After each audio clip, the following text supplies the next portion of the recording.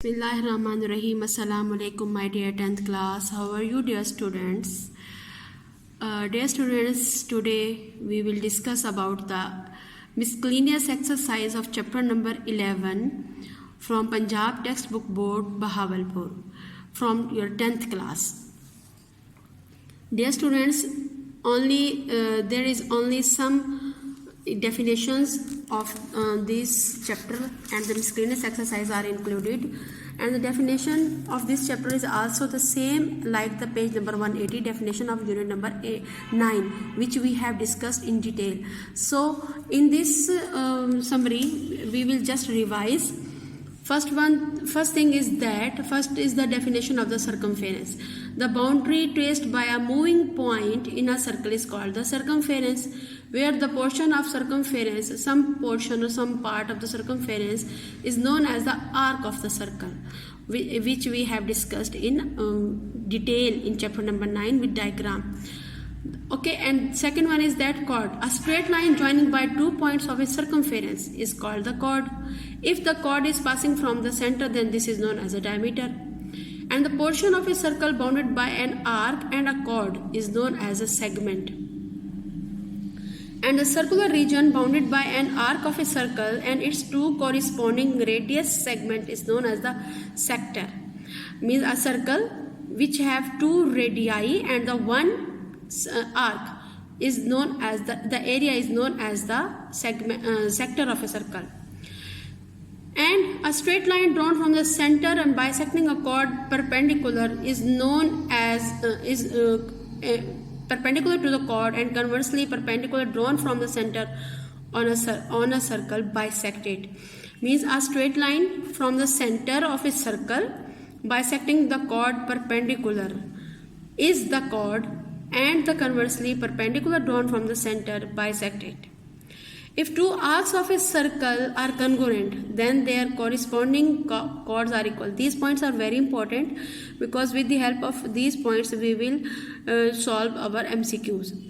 First one is that if two arcs of a circle, means about the congruent circles, are congruent. If two arcs are congruent, then their corresponding chords are also equal.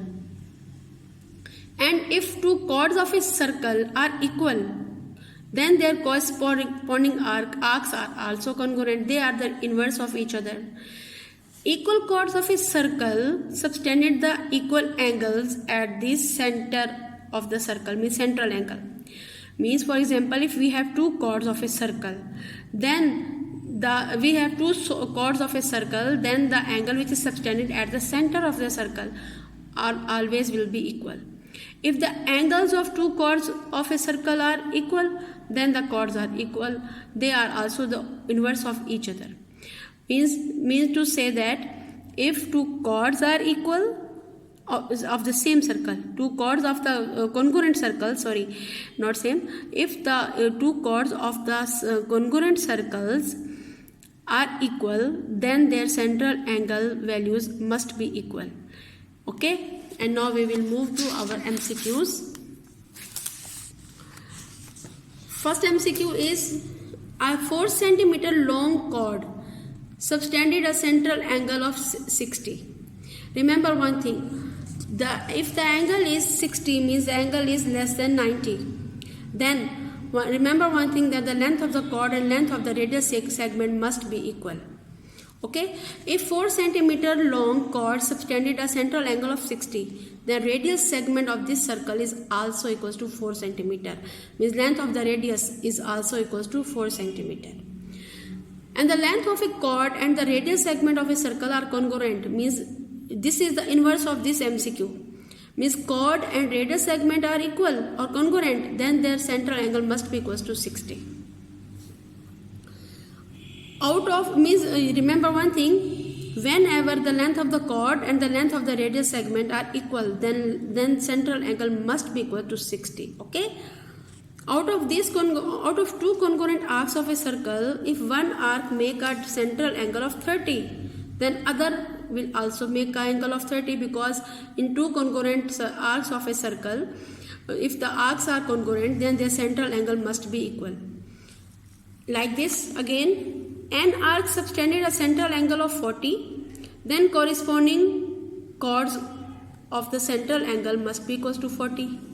Okay, means if arcs are equal, then angles are equal. If chords are equal, then angles are also equal. A pair of chords of a circle subtending two congruent central angle must be equal to congruent. If angle are congruent, then chords are congruent. If chords are congruent, then their angle also congruent, means they have the directly proportional to each other. If an arc of a circle subtended a central angle of 60, then their corresponding chord of the circle also has an angle of 60. And the semicircumference and the diameter of a circle both subtended a central angle of 180. Semicircumference means semicircle, means that if, for example, if this is a circle,